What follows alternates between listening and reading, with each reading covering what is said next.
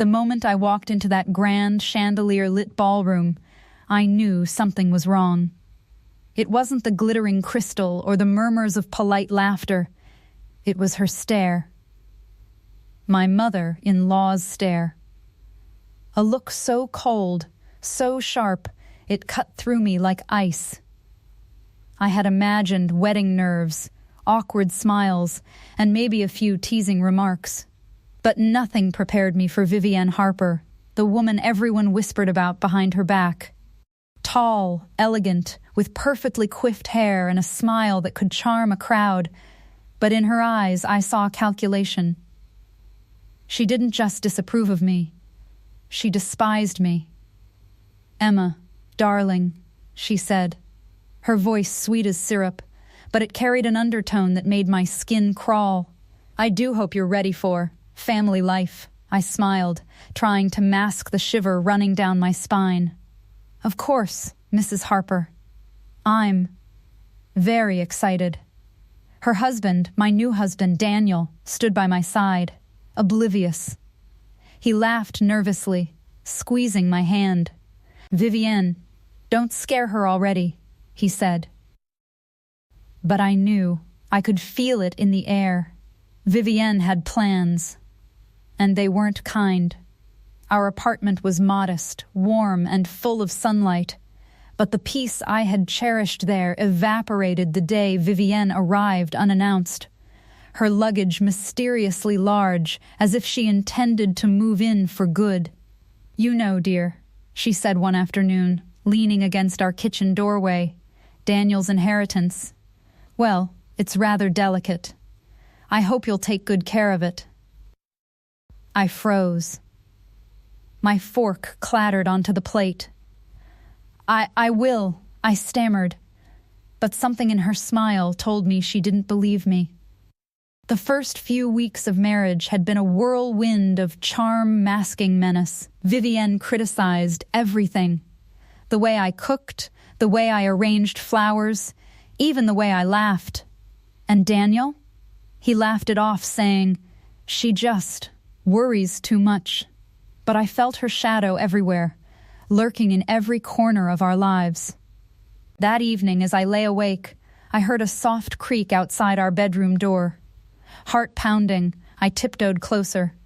The door was slightly ajar, and there she was, fingers tracing the edge of our safe, Daniel's late father's inheritance, the one he had trusted me to protect. A smile played across her lips, cruel and triumphant. And then she turned. "Good night, Emma," she whispered, and vanished like smoke into the darkness. My blood ran cold. I realized with a sinking feeling that this was only the beginning. Vivienne Harper wasn't just difficult. She was dangerous. And she had set her sights on destroying everything I loved, starting with my husband. As I locked the safe that night, I couldn't shake the feeling that Vivienne already knew the combination. But how? The next morning, sunlight streamed into the apartment, but it couldn't warm the chill Vivienne had left behind. Daniel kissed me goodbye for work, oblivious, as always, leaving me to face the subtle storm brewing in my home. It started with little things, accidents, I told myself at first. A spilled glass of wine on the new rug, an envelope of bills mysteriously missing, groceries rearranged so I would trip over them. Each incident felt minor, until I noticed a pattern. Vivienne was watching me. And worse, she was testing me. That Saturday, she invited herself over to help with lunch. I had barely set the table when she slid in her manicured hands over everything. "Oh, Emma, I don't think you should store the silverware here," she said, moving the cutlery with exaggerated care. "It's wrong. You'll want everything to reflect the family's legacy, won't you?" I clenched my jaw. "Of course. Thank you for noticing." Her smile widened, but it didn't reach her eyes. Later, as I cleaned the kitchen, I found a note tucked into the drawer. A single line written in Vivienne's elegant hand. "Not everything is as it seems. Trust no one, especially him." My hands shook. Daniel? My Daniel? Could she really be trying to pit us against each other? Over the next few days, Vivienne's manipulations grew bolder. She invited Daniel to lunch alone, whispering sweet doubts about me, tiny seeds of suspicion planted like poisoned flowers. "You know, Emma is very ambitious," Vivienne murmured, her eyes gleaming with subtle malice. "Sometimes ambition can cloud judgment, don't you think?" Daniel laughed nervously, brushing it off. "Vivienne, she's my wife. I trust her." But even as he spoke, I could see the flicker of doubt in his eyes, and I knew Vivienne had seen it too. One evening I returned from work to find a box on our doorstep. Inside was an old photograph of Daniel as a child, his father smiling beside him, and scrawled across the back, "The inheritance. I will have it, and you will regret standing in my way." My pulse raced. She wasn't just being difficult. She was plotting. Every word, every gesture, every helpful piece of advice was a calculated move in a game I hadn't even realized I was playing. I confronted Daniel that night, voice trembling. "Vivienne, she's trying to control everything. She's trying to steal from us." He shook his head, tired and conflicted. "Emma, maybe you're overthinking it. She's my mother. She loves me." I felt the walls closing in. Love or obsession? I wasn't sure anymore. And then, as I prepared for bed, I caught a glimpse of Vivienne in the hallway mirror. She was standing perfectly still, staring at me, or through me, with that same chilling smile. I realized something terrifying. She didn't just want to control Daniel. She wanted to ruin me. And now, I had to decide, fight or surrender. That night, as I drifted into a restless sleep, the sound of a key turning in the apartment door echoed softly. Vivienne wasn't done yet. The knock on the door was deliberate. Slow. Deliberate. My stomach sank as I opened it to find Vivienne standing there, her eyes cold, her smile sharper than ever. "Emma," she purred, stepping inside without waiting for an invitation. "I hope you don't mind. I just thought I'd check on things." My pulse raced. I wanted to tell her to leave, but something held me back. Fear or curiosity?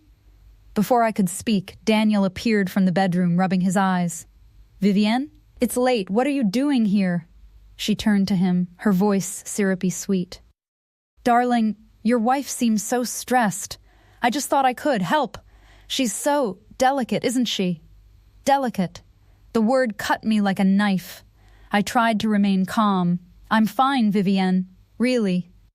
But Vivienne had already moved toward the safe, her fingers tracing the lock. And that's when the betrayal hit me. Not her betrayal, Daniel's. "You know," Daniel said quietly, stepping beside her, "she's been struggling with the bills. Maybe she doesn't understand how to manage things." I froze. My husband, my Daniel, was standing with her. "You... what?" I whispered, my voice barely audible. Vivienne glanced at him, then back at me. "Oh, Emma," she said, mock pity in her tone. "I've tried to tell him, but he just wouldn't listen. I only want what's best for the family." And for him, it clicked. The notes, the manipulations, the helpful advice, Daniel had been subtly influenced, or worse, had allowed her influence to grow. Before I could respond, she turned the safe's combination lock in her hand, humming softly. I lunged forward, but she stepped back, smirking. "You'll have to be faster than that, darling." My mind raced. How could I fight someone who had not only calculated every move, but also turned my husband into a pawn? And then came the ultimate shock. As Vivienne pulled the files from the safe, I noticed something that made my blood run cold. Among the inheritance documents, a folder with Daniel's signature and instructions for Vivienne to have full control in the event of something she didn't tell me about. "What is this?" I demanded. Vivienne tilted her head. the faintest laugh escaping her lips. "Oh, Emma, it seems Daniel and I have always been on the same page. You just didn't realize it." Daniel's face was pale, conflicted, but he didn't move to stop her. My world shattered. The man I had trusted, the man I loved, had been compromised, whether willingly or not. Vivienne held up the folder, her eyes gleaming with triumph. "Everything your little heart fears is about to happen, and there's nothing you can do." I felt a rage unlike anything I'd ever known, but underneath it, a sharp, icy fear settled. She had me cornered, and now she had the power to destroy everything I had built.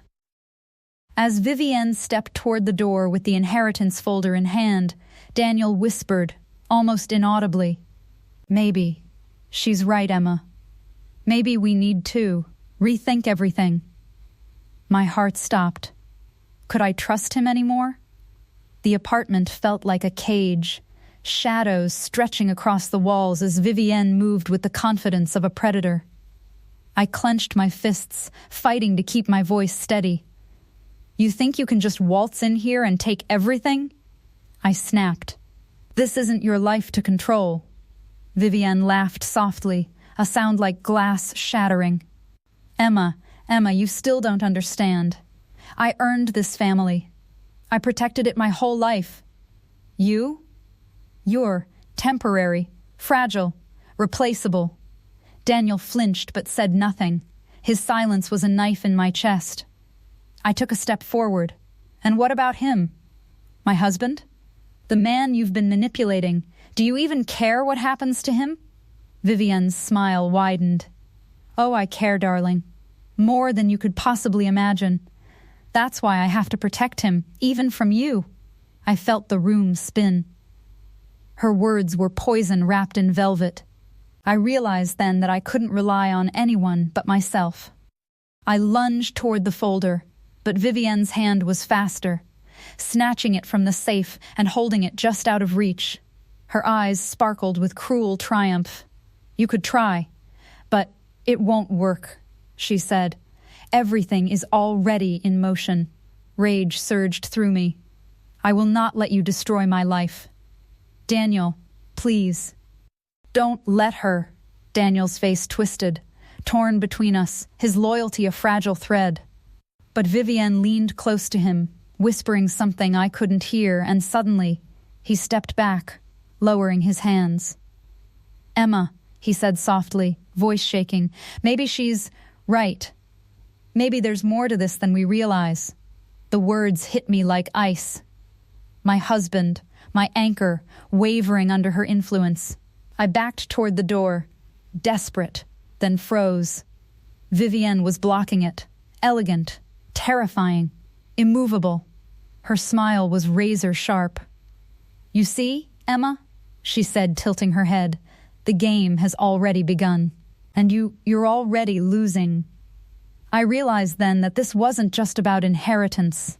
This wasn't just about power. This was war, a battle for my marriage, my dignity, and my very life. I needed a plan. I needed a weapon. And most of all, I needed the truth.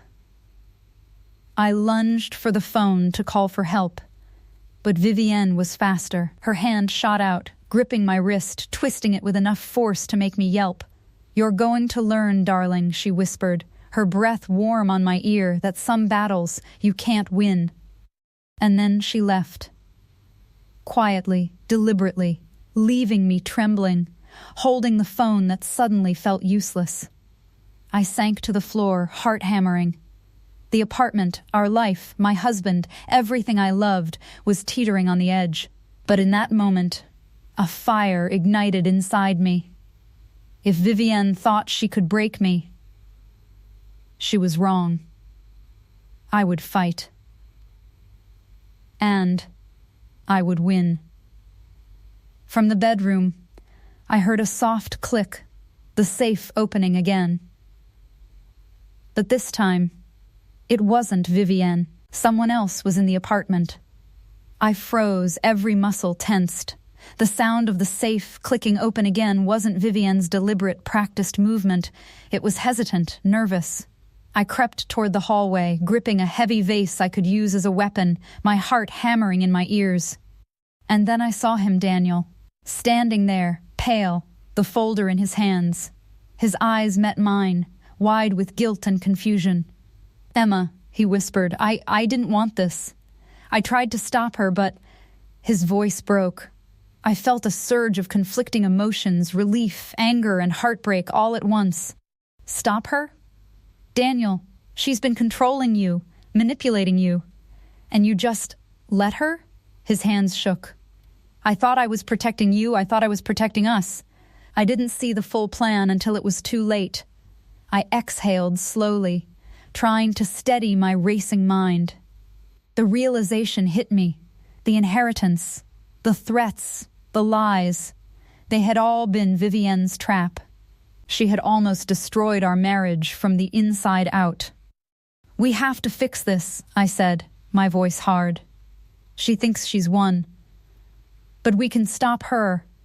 Daniel nodded, finally standing beside me instead of behind her influence. "I'm with you." Together, we went through the documents in the folder. Hidden clauses, false signatures, and fabricated debts revealed her plan. Vivienne intended to drain Daniel's inheritance and leave us penniless, and likely destroy our relationship in the process. The next day, armed with evidence, we confronted Vivienne in her own home. Her confident smile faltered when she realized we had anticipated every move. The witnesses we brought, lawyers, family friends, even neighbors, ensured that she had no room to maneuver. You can't do this to me," Vivienne screamed, slamming a hand on the table. "You already tried," Daniel said firmly, taking my hand. "And it's over. No more lies, no more manipulation."